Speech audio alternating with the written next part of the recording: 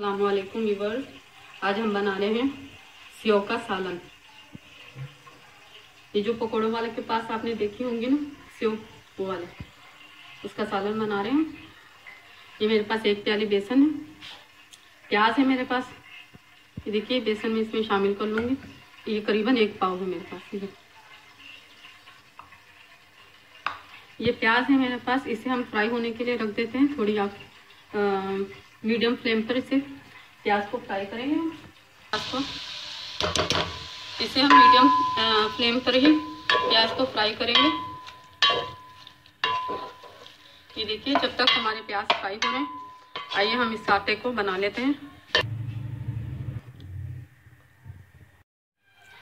ये बेसन है मेरे पास 1 प्याली भर के। ये देखिए आधी चम्मच मेरे पास नमक है और ये मेरे पास जीरा है भूनकर कुटा हुआ। देखिए इसमें शामिल करेंगे हम। इसे बिल्कुल थोड़ा पानी हमने लेना है। ये देखिए आधे से भी कम गिलास है मेरे पास, लेकिन इसमें भी शायद कम ही जाएगा पानी। इसे सख्त आटे की तरह गूंदना है हमने।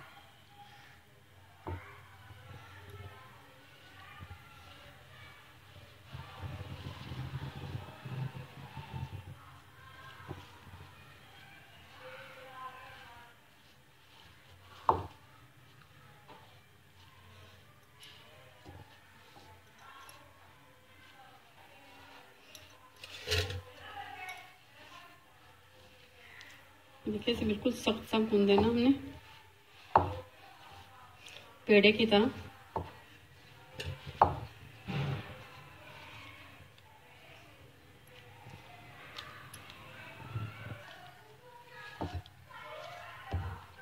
ये देखिए सख्त हमने पेड़े की तरह सख्त गूंदा है इसे। ये देखिए हम इसमें थोड़ा सा घी लगाएंगे।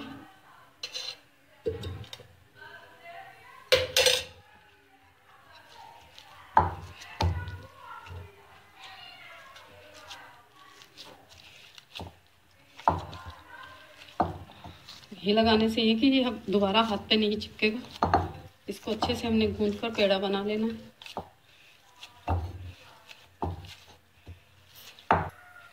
ये देखिए बिल्कुल सख्त आटे की तरह हमने इसे गूंद लिया है। देखिए घी लगाने से ये था कि ये बर्तन को इसने छोड़ दिया है। बेसन है ये चिपकता बहुत है, गूंदने में थोड़ी मुश्किल होती है, लेकिन आप पानी कम डालिएगा। जितना कम डालेंगे उतना सही रहेगा, क्योंकि एकदम से नरम हो जाता है। ये हल्का पानी जाएगा इसमें। ये देखिए हमने बना लिया। तो हम एक प्लेट लेंगे। देखिए इसको ऐसे हम तोड़ लेंगे और इसको इस तरह से बनाकर हमने बिल्कुल थोड़ा थोड़ा लेकर इसके सेव बना लेने हैं।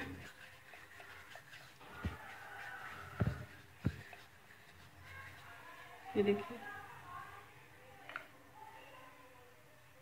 इन्हें हम बनाकर रखते हैं। फिर इन्हें घी में या तेल में आप जैसे भी तलना चाहें, इनको हम तलकर निकालेंगे अलग से। देखिए जब तक ये बनेंगे हमारा प्याज फ्राई हो जाएगा। जब तक देखिए जी प्याज हमारे ब्राउन हो रहे हैं, हम इन्हें ऑयल में से निकाल लेंगे और इन्हें मिक्सचर में डाल के हम इसे ग्राइंड कर लेंगे प्याज को। टमाटर हम इसमें बाद में डालेंगे। देखिए सिर्फ हम प्याज को ग्राइंड करेंगे। इसे हम निकाल लेते हैं, इसे ग्राइंड करेंगे। देखिए ये सेव हमारे बन गए हैं। इन्हें पकौड़ियाँ भी कहते हैं, सिंगर भी कहा जाता है बाज़ इलाकों में इसे, और बाज़ इलाकों में तो इसे ब्लेंडियाँ भी कहा जाता है, और उर्दू स्पीकिंग वाले इसे एले बेले कहते हैं। आइए हम इन्हें फ्राई करेंगे। तो ये हमने ऑयल गर्म होने के लिए रखा है। ये हम इनको एले टेले जो है ये सेव, इन्हें हम तल लेते हैं। देखिए जमे हुए लग रहे हैं आपको, लेकिन ये तेल में जाकर जो है ये एक दूसरे से अलग हो जाएंगे। ये देखिए आँच हमने धीमी कर दी तेल गरम करके, ताकि ये एकदम से जल ना जाए। ये देखिए खुद ही एक दूसरे से अलग हो जाएंगी ऑयल में। ये देखिए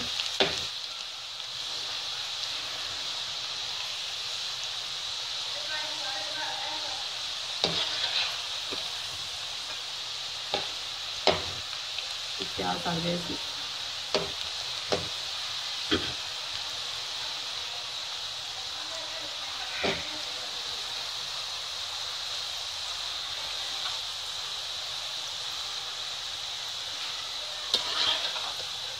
इन्हें हमने लाइट ब्राउन करना है हमें।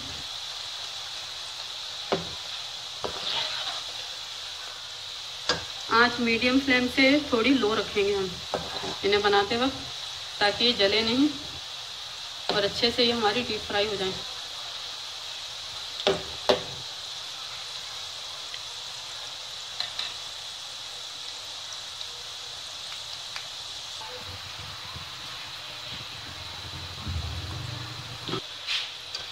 देखिए ब्राउन हो गई है हमारी, लाइट ब्राउन।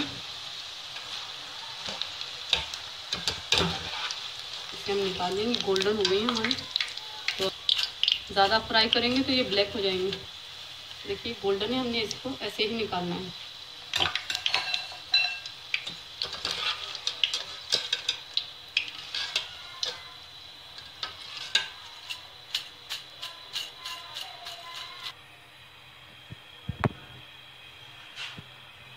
ये जो बाकी केले वेले हैं हम ये भी डाल देंगे इसमें।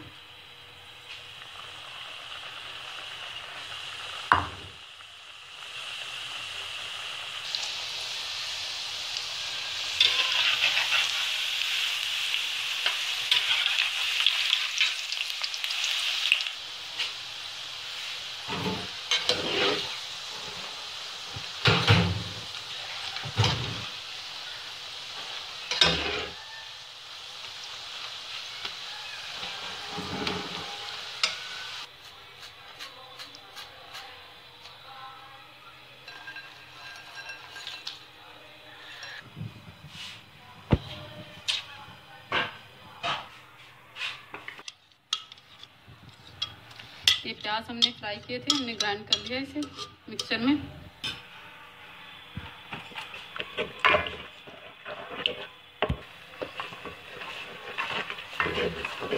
ये देखिए प्याज हमारे फ्राई कर रहे हैं इसे। ये अदरक लहसुन का चम्मच है एक बड़ा।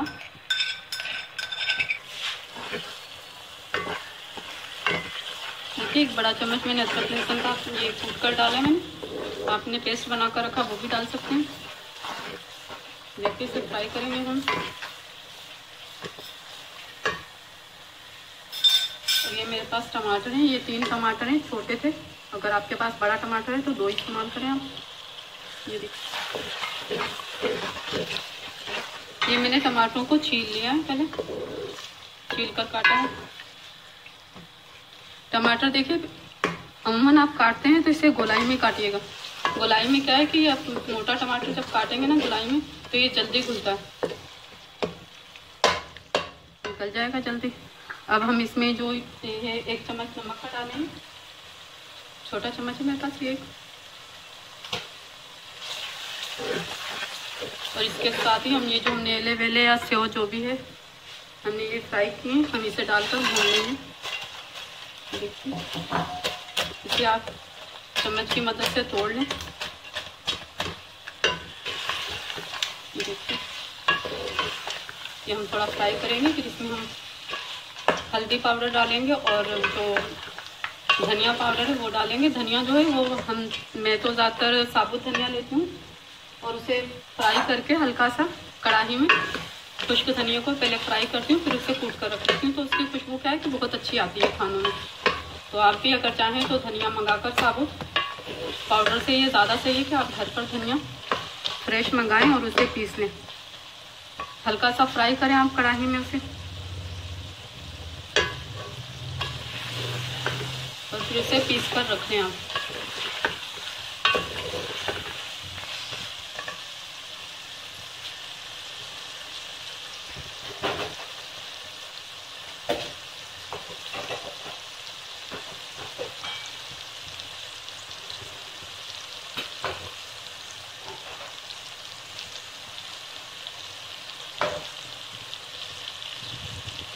हल्दी आधा चम्मच छोटे वाला डालूंगी। ये देखिए धनिया ये मैं घर पर पीस कर रखती हूँ मोटा मोटा। इसकी खुशबू क्या है बहुत अच्छी आती है अगर आप इसे भून कर पीस कर रखेंगे। ये मैंने छोटे 3 चम्मच डाले। इसे फ्राई कर लेंगे। फ्राई करते हुए हमारे टमाटर जो है ऐसे ही गल जाएंगे। आप चाहें तो पीस कर भी डाल सकती हैं, आपकी मर्जी है। प्याज के साथ फ्राई करना टमाटर को आप, तो वो प्याज के साथ ही पिस जाएंगे, लेकिन मैंने अलग से टमाटर डाले हैं। तो देखिए थोड़ी देर से फ्राई करेंगे हम, फिर इसमें मिर्ची डालेंगे, लाल मिर्ची।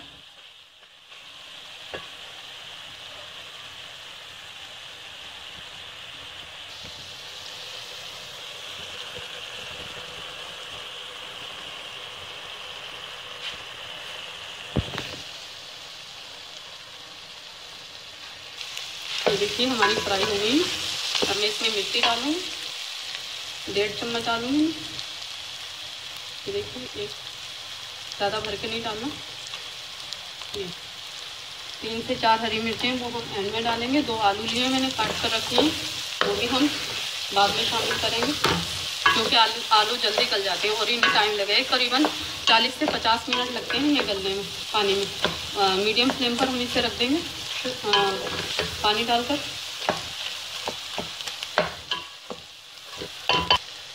ये देखिए दही है मेरे पास 1 प्याली, ये मैं डाल दूँगी इसमें।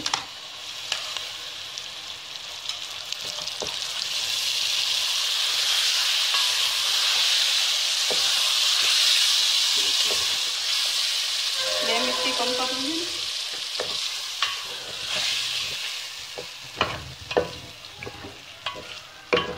अब ये कि दही मैंने इसमें डाल दी, तो मैं इसको 5 मिनट के लिए दम पर लगाऊंगी, ताकि दही का पानी जो है इसमें अच्छे से जज़ब हो जाए, खटास अच्छे से आ जाए हमारी।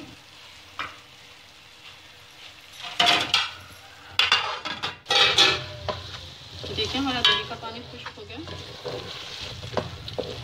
ये जो हमने दही इसमें डाली थी, 1/4 प्याली थी, आधी से थोड़ी ज़्यादा थी, तो ये पानी इसका खुश्क हो रहा है दही का।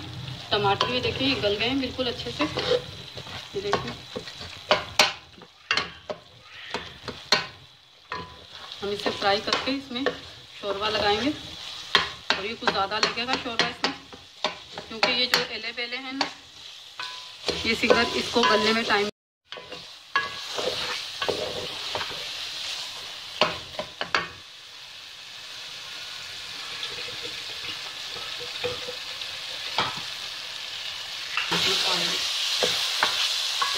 देखिए फ्राई हो गए एले बेले। ये मिक्सचर को हम इसमें धो के डाल देंगे। हमने इसमें प्याज के साथ इसी को धो लिया हमने। देखिए इसको पानी और ज़्यादा डालेंगे।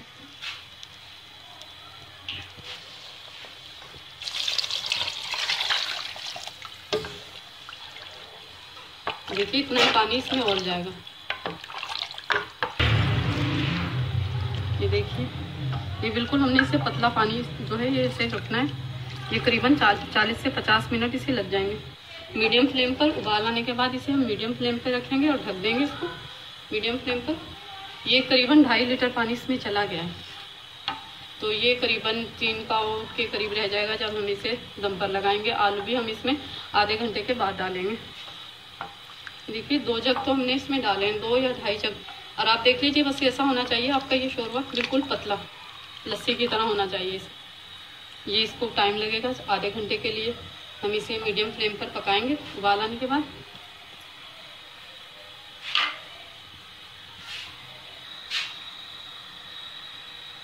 देखिए इसे उबाल आ रहा है। ये हम इसकी आंच जो है अब इसे हम मीडियम पर कर देंगे, मीडियम से थोड़ा कम।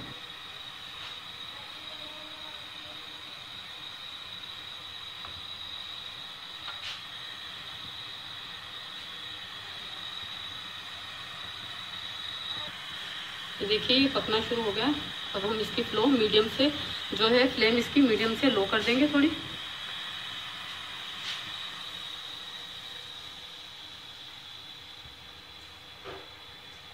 ये देखिए इसमें फ्लेम होनी चाहिए हमारी।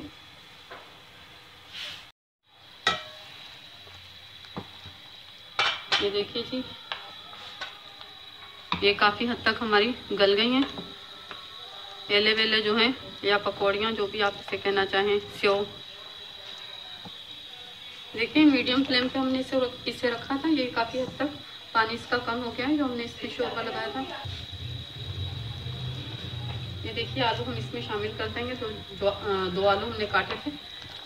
देखिए अब ये हमने जो मीडियम फ्लेम पे रखा था, फ्लेम को थोड़ा सा और तेज़ करेंगे। ये हमारी गल गई हैं पकौड़ियाँ, देखिए ये फूल रही हैं। ये एले बेले जो हमने बनाए थे ये फूल रहे हैं बेसन के। तो अब हम इसकी फ्लेम थोड़ी सी तेज़ करेंगे और इसे आलू गलने तक पकाएंगे। देखिए हमारा सालन जो है तैयार हो चुका है। ये देखिए हम आंच इसकी बिल्कुल लो कर देंगे। इसे हम 10 मिनट के लिए दम पर लगाएंगे। ये हरी मिर्चें हम इसमें डाल देंगे। ये 4 थी मेरे पास। ये देखिए ये जीरा पाउडर है मेरे पास, ये मैंने घर पर ही भूनकर कूट लिया है इसे। ये गरम मसाला है, ये भी भूनकर कूटा हुआ है। इसे हम दम पर लगाएंगे करीबन 5 से 7 मिनट तक।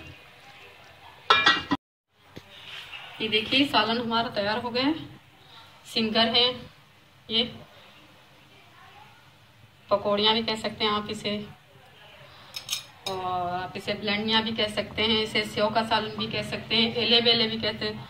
उर्दू स्पीकिंग तो इसे एले बेले ही कहते हैं, सेव का सालन भी कहते हैं, एले बेले का भी कहते हैं। और बाकी जो है आउट ऑफ सिंध जो है, कराची से बाहर के इलाके हैं, जो दही इलाके हैं, उनमें तो इसके बहुत से नाम हैं। तो देखिए डिश हमारी रेडी हो गई है। एले बेले का सालन हमारा रेडी है, सिंगर का सालन। तो आप बनाइएगा, आपको बहुत पसंद आएगा। खाने में भी इसका टेस्ट बहुत अच्छा है। तो अगर हमारी वीडियो आपको पसंद आती है तो लाइक करें, शेयर करें और कमेंट्स करें। अल्लाह हाफिज़।